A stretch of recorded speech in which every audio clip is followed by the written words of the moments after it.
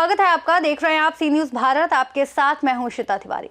हजारीबाग जिले में वन संरक्षण और अवैध कटाई के मामलों को लेकर लगातार सवाल उठ रहे हैं। वहीं पूर्व सीएसएफ AK परमार के कार्यकाल की यादें ताजा हो रही हैं, जब वन विभाग की सख्ती से बड़े बड़े वन माफिया भी डर के मारे सतर्क रहते थे। हजारीबाग जिले में जब AK परमार वरीय पदाधिकारी के रूप में सहायक वन संरक्षक ACF के पद पर कार्यरत थे, तब वन विभाग की कार्रवाई की पहचान ही अलग थी।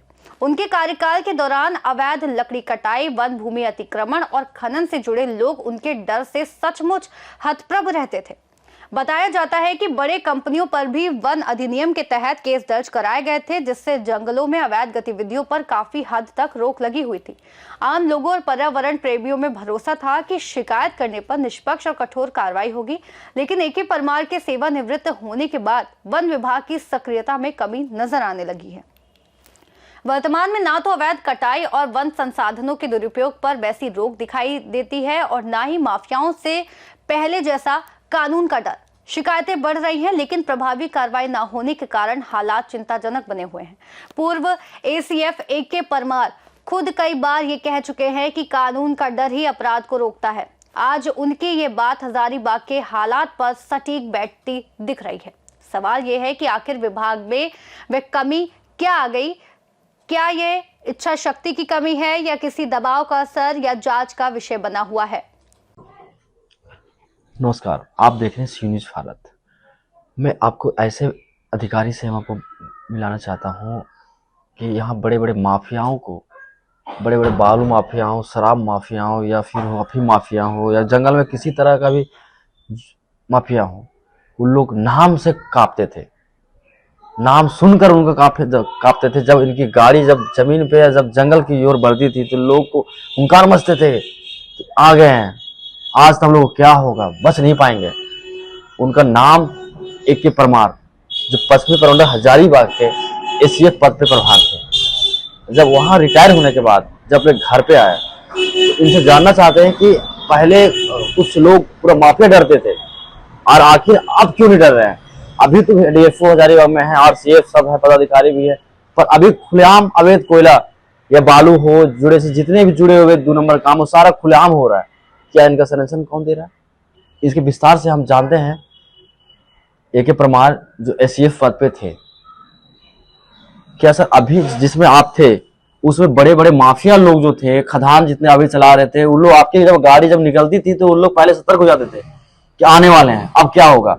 और कई खदान भी आप बुलडोजर किए हुए हैं, कितने गाड़ी भी सड़ा दिए हैं, कितने कोयला डंप कर दिए, आखिर अब क्यों नहीं कार्रवाई हो रही है? आखिर रीजन क्या हुआ सर?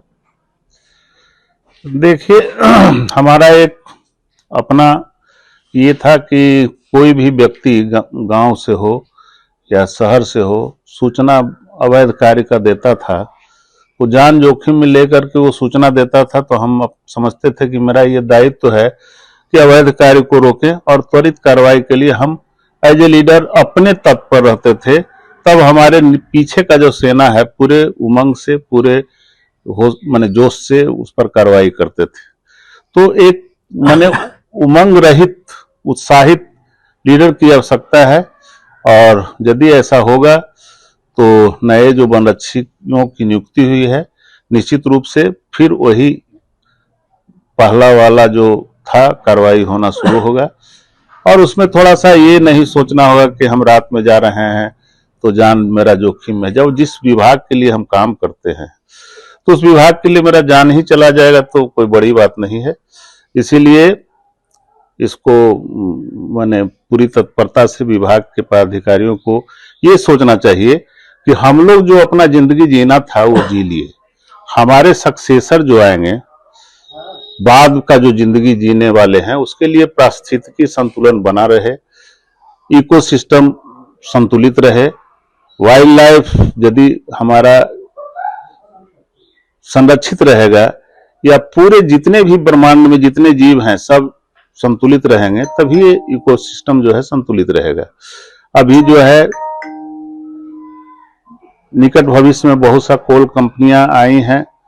फर्स्ट में कोल कंपनियां यहाँ NTPC का आया था, उसमें कोयला जो खनन होता था उसके लिए अनिवार्य सत्र FC में लगाया गया था। अनिवार्य सत्र स्टेज 2 का शर्त संख्या 9, उसमें था कि coal excavation should be done by close conveyor belt of 20 metre height, मतलब कि हाथी का आवागमन आसानी से हो सके, हाथी भटक करके गांव में इधर से उधर ना जा सके, इसके लिए उसको कन्वेयर बेल्ट से ही करना था। चूंकि हजारीबाग जो है एनेक्चर 1, 2, 3, 4 वाइल्ड लाइफ का सघन घनत्व है यहाँ, तो इसीलिए वो वाइल्ड लाइफ का संरक्षण पे ध्यान दिया गया था। उस समय के वैज्ञानिकों ने ध्यान दिया था और ये शर्त सब लगाए थे।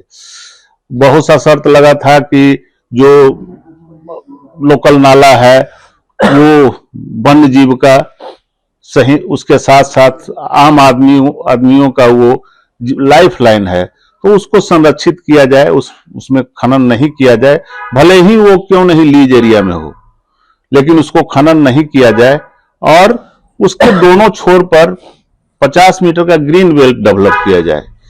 लेकिन खनन कंपनियां उसको नजरअंदाज करते रहे, जिसमें हमारे विभाग का भी कुछ कमी है, उस पर समुचित कार्रवाई नहीं होना जो होना चाहिए था नहीं हो सकी, जिसके कारण उन लोग का मनोबल बढ़ता गया। तो एज ए फॉरेस्ट ऑफिसर हम लोग का दायित्व बनता है कि ये सोच करके, जो मान लिया रेंज अफसर हैं, तो रेंज अफसर की नियुक्ति तो 20 साल से पहले नहीं हुई है, तो जो भी रेंज अफसर है on the verge of retirement है और इधर रिटायर्ड है और इन एक्सटेंशन में है, तो वो लोग को ये सोचना चाहिए कि हम लोग जो जिंदगी जीना था जी लिए, हमारे आने वाले पीढ़ी कैसे अच्छे जिंदगी जिए, उसके लिए कार्य करना चाहिए। यही हमारा मतलब आप लोग के माध्यम से वन विभाग के पदाधिकारियों से संदेश होगा। और जो फर्स्ट एनटीपीसी आया था, तो वैज्ञानिकों ने जो क्लोज कन्वेयर बेल्ट का ये लगाया था, उसके बाद ये सभी जितने भी खनन कंपनियां हैं जिसमें delivery of poles, excavated poles अधिक है, तो उसमें ये रहना चाहिए। मान लिया जिसमें मान लिया 5 गाड़ी, 4 गाड़ी, 10 गाड़ी, 20 गाड़ी हो रहा है, तो वो रोड से भी ले जाएगा, तो उसमें कोई दिक्कत हाथी को मूवमेंट में नहीं होगा। लेकिन जहां 1000 गाड़ियां तेज रफ्तार से रोड पे चलेगी और ये हाथी का कॉरिडोर तो नोटिफाइड नहीं है, लेकिन यहाँ हाथी का आवागमन हमेशा होते रहता था। और जब से ये कंपनियां बनी है तब से मतलब 12 महीना हाथी का उपद्रव पूरे इलाका में होता है और तांडव हाथी अपना मचाता है। वो भी बेचारा क्या करेगा, हाथी भी जो है ना बोलता धन ये है, वाइल्ड लाइफ है।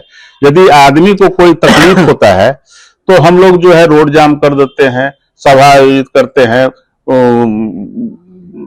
क्या बोलता है ये, स्ट्राइक पे चले जाते हैं। लेकिन ये तो स्ट्राइक पे भी नहीं जाएगा, रोड जाम भी नहीं करेगा। तो इसके लिए हम लोग को सोचना चाहिए।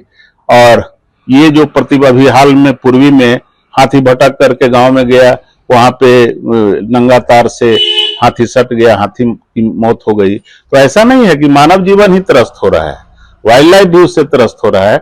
इसीलिए हम लोग का दायित्व है एज ए फॉरेस्ट ऑफिसर कि कैसे ये पारिस्थितिकी संतुलन बना रहे और वाइल्ड लाइफ एनिमल कन्फ्लिक्ट न हो, वाइल्ड लाइफ की क्षति न हो, मानव की क्षति न हो, इस दिशा में कार्य करें। और ये वन पर भी निर्भर करता है, अवैध कटाई हो, अवैध उत्खनन हो, ये सब जो है। सर एक चीज पूछना चाह रहा आपसे कि जिसमें आप ड्यूटी आवर में थे, जिसमें काम कर रहे थे, उतना तेजी से जितना अभी काम चल रहा है, उस समय देखते थे एक दिन छोड़ के एक दिन कार्रवाई हमेशा होते रहता था। फॉरेस्ट अधिकारी लोग आप वहां आपकी गाड़ी देखते थे कि तुरंत 2 पकड़ के ला रहे, 4 को पकड़ के ला रहे। कई तो आप बुलडोजर भी क्षतिग्रस्त कर दिए, जो खदान थे कितने का भर दिए गया आपकी तरफ से। मगर अभी वो चीज क्यों नहीं हो रहा है? क्या उनका क्या कमी है जो अभी हो नहीं रहा है? आखिर तो कई हम लोग खबर चलाने के बावजूद भी जो है से आरसीएफ तक जानकारी है, डीएफओ सबको जानकारी है, तो आखिर कार्रवाई क्यों नहीं हो रही? इसका रीजन क्या है? रीजन तो मैं क्या बताऊं, इसमें जो है सबसे अधिक यही सोचना चाहिए एज ए फॉरेस्ट ऑफिसर, जो मैं बार बार कह रहा हूं कि लगभग पदाधिकारी on the verge of retirement हैं। वो लोग अपना जिंदगी जी लिए, आने वाले पीढ़ी कैसे जिए उसके बारे में सोचना चाहिए।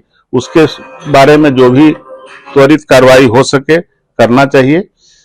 और हम लोग को जो स्टाफ वही है, कुशल नेतृत्व और निडर नेतृत्व की आवश्यकता है। ऐसा नहीं है कि हम फील्ड में जाएंगे तो हमको मर्डर हो जाएगा।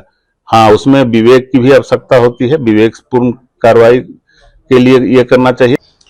सर मैं आपसे एक जानना चाहता हूँ कि आरसीएफ सर का कहना है कि हमारे पास आरएम्स नहीं है, हम जंगल झाड़ जाना मेरे लिए टफ है, किसी को कैसे पकड़े, हमारे लिए बहुत टफ है।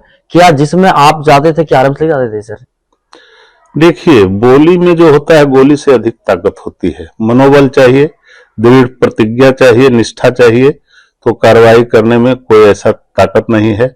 हमारे पास यदि निष्ठा रहेगा, हम तो जाते थे तो उस समय पश्चिमी वन प्रमंडल के जितने प्रक्षेत्र थे, चाहे वो चौपारण है, बरही है, बड़का गांव है, हजारीबाग है, इतना मिला करके कुछ डेली वेजर है, सब लेकर के हम लोग 50-60 हो जाते थे। थाना का को हम यदि उससे सहयोग मांगते थे तो वो भी तत्पर रहता था हमारे कार्रवाई में, तो हम लोग कार्रवाई करते थे। किसी तरह का आज तक तो किसी तरह का हिंड्रेंस हुआ नहीं कार्रवाई करने में। हम लोग आरा मिल जो है, घर में ताला लगा हुआ है, उसको तोड़ करके गांव में कार्रवाई के उखाड़े, लगभग 90 से 100 आरा मिल भी उखाड़े। कई बार हर एक साल 2 बार, साल में 2 बार पूरे जितने भी अवैध कोल माइंस था उसका डोजरिंग करते थे। और आप लोग ही देखते थे कि ट्रैक्टर का रेला लग जाता था, 34 ट्रैक्टर, 19 ट्रैक्टर, 20 ट्रैक्टर हम लोग अवैध कोयला भी जब्त करते थे। मोटर जो खनन के अंदर रहता था उसको भी जब्त करते थे। तो एक दृढ़ शक्ति होना चाहिए, और संसाधन तो कमी है, इसको हम नजरअंदाज नहीं कर सकते हैं, लेकिन यदि इच्छा शक्ति पक्का हो तो उसमें संसाधन बाध्यता नहीं बनेगी। आप सुने होंगे AK परमार, जो यहाँ के एसीएफ पद पे प्रभार थे, इनके नाम से बड़े बड़े माफिया लोग कांपते थे। जिसमें प्रभार थे वो बड़ी बड़ी माफिया को कई ट्रक अवैध कोयले लदे हुए जो अभी भी मौजूद है फॉरेस्ट ऑफिस में, अभी भी खड़े हैं, सड़ रहे थाने में। कई मामला इन दर्ज किए, कितने लोगों एफआईआर दर्ज किए। यहाँ तो बड़े बड़े कथा बनाने वाले को के गाड़ी में भी बहुत लोग गिरफ्तार किए हैं। फिलहाल अभी कोई कुछ कार्रवाई नहीं हो रही है, ना कोई देखा जा रहा है, ना फॉरेस्ट बोल रहा। मगर सर एक चीज देखने की बात ये होगी कि जो एसीएफ सर है या डीएफओ सर है, जो अखबार में छप रहा है कि 2000 रुपया डीएफओ सर हर प्रत्येक अवैध गाड़ी से वसूल किए रहे हैं और 1500 रुपये आरसीएफ, क्या ये रियल ले रहे हैं सर? किससे मतलब अखबार छप रहा है बिल्कुल। इस संबंध में बिना हम प्रूफ के कुछ नहीं कर सकते हैं। मान लिया अब कैसे मीडिया वाले लोग छाप रहे हैं और कैसे आप लोग कह रहे हैं कि बेरोक टोक गाड़ी चल रही है, इस संबंध में एज ए फॉरेस्ट ऑफिसर जब हम थे तो जिस तरह की कार्रवाई करते थे उस हिसाबन हम इस पर कोई कमेंट्स नहीं कर सकते। हजारीबाग से सी न्यूज संवाददाता सुनील साहू की रिपोर्ट। वन संसाधनों की सुरक्षा और जंगलों के संरक्षण के लिए विभाग की सक्रियता अत्यंत आवश्यक है। हजारीबाग के हालात स्पष्ट करते हैं कि कानून के डर और सख्ती की अनुपस्थिति में वन माफियाओं और अवैध गतिविधियों पर नियंत्रण मुश्किल हो जाता है। फिलहाल इस खास रिपोर्ट में इतना ही। देश और दुनिया की तमाम बड़ी खबरों के लिए आप देखते रहिए सी न्यूज भारत।